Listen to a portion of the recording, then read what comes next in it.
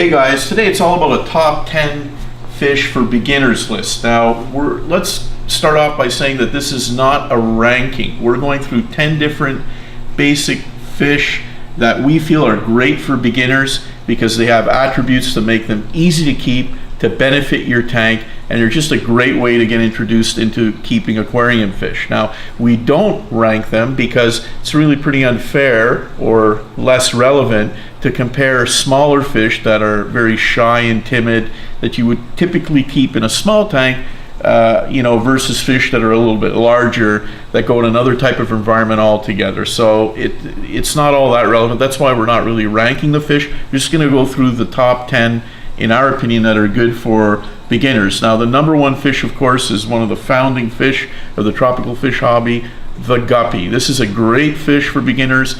It's a live bearer. It reproduces every 30 days approximately, gives you live babies to grow and watch and perhaps expand the hobby with. They're great with live plants, and you can keep them in tanks as small as 5 to 10 gallons.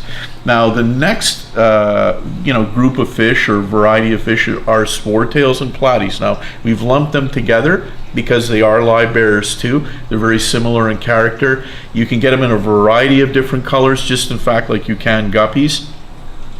They come in some interesting shapes, different fin types. You've got high fins, lyre tails, same for both platies and swordtails. Now, these fish are great for keeping your plant leaves clean. If you keep them in a little bit bigger of a tank, as swordtails get a little bit larger, 20, 30, 35 gallon aquarium type range, they'll pick on live plant leaves all day long and actually prevent the growth of algae and so forth by keeping them clean. So they're a great fish to consider, and a lot of color and fin varieties to choose from as well. Now, the betta is another fish that obviously everybody knows about.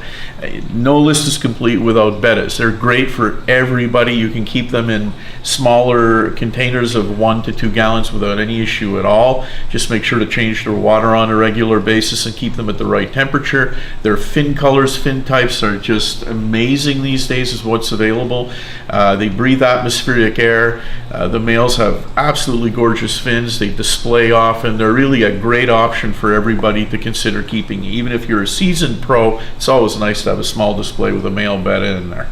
Now, danios are another fish that are a very interesting group of fish. There's a variety of different species. In fact, with danios, you've got some very small species all the way to some pretty big ones that are 3, 4, or 5 inches long.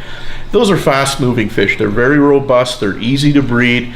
Again, you have a size range, so you have to size your aquarium accordingly, but they're really tough and they're active. They're out and about. They're not shy at all. They're a great choice for all beginners. The zebra danio is another standard in the aquarium hobby.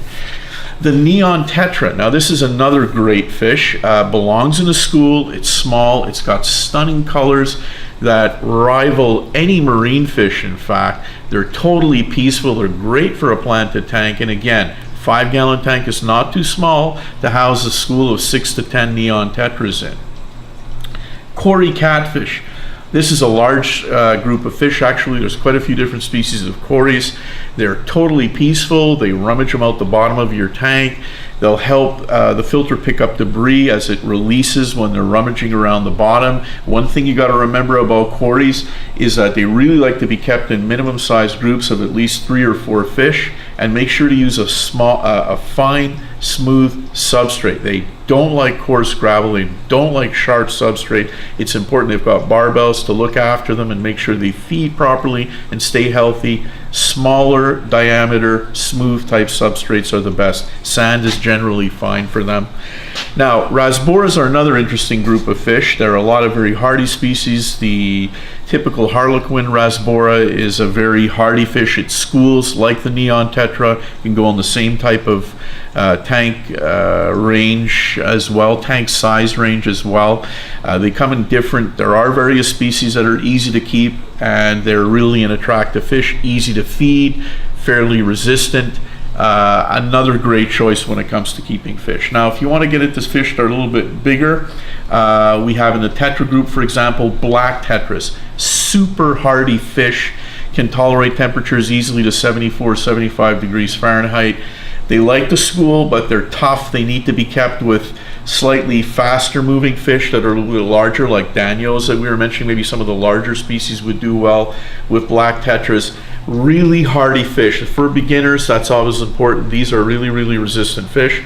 There's the classic blue Grammy. The Grammies, again, are another large group of fish within the anabantoid family.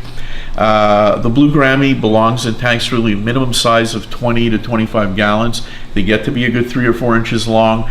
They can be a little bit aggressive sometimes with each other, so having maybe 1 or 2 in your tank maximum, but they're really hardy, very interesting fish. They move about freely, again, not a shy fish, and they're really easy to look after. So that's a great anabantoid to get your feet wet with, and they're easy to keep, as I said. And now, last but not least, the angelfish. The angelfish is a classic fish in the aquarium hobby. It's a very regal fish, but it is not a fish that belongs in a smaller tank. You really do need to keep angelfish in a minimum aquarium size of about 30 gallons.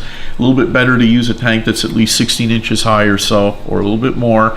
They're a great fish. They're hardy. They're very easy to keep. They're a cichlid. They will prey on very small fish, so you got to be careful about that. But they are a good community fish in general, and their shape and variety of colors make them a really good and interesting pick for a community aquarium, and they're tough enough to be a good fish for somebody to start off with. So there you go. Thanks a lot for watching. We really appreciate that. Please make sure to subscribe to our channel below. If you've got any questions or need any more information, please hit us up at fluvalaquatics.com.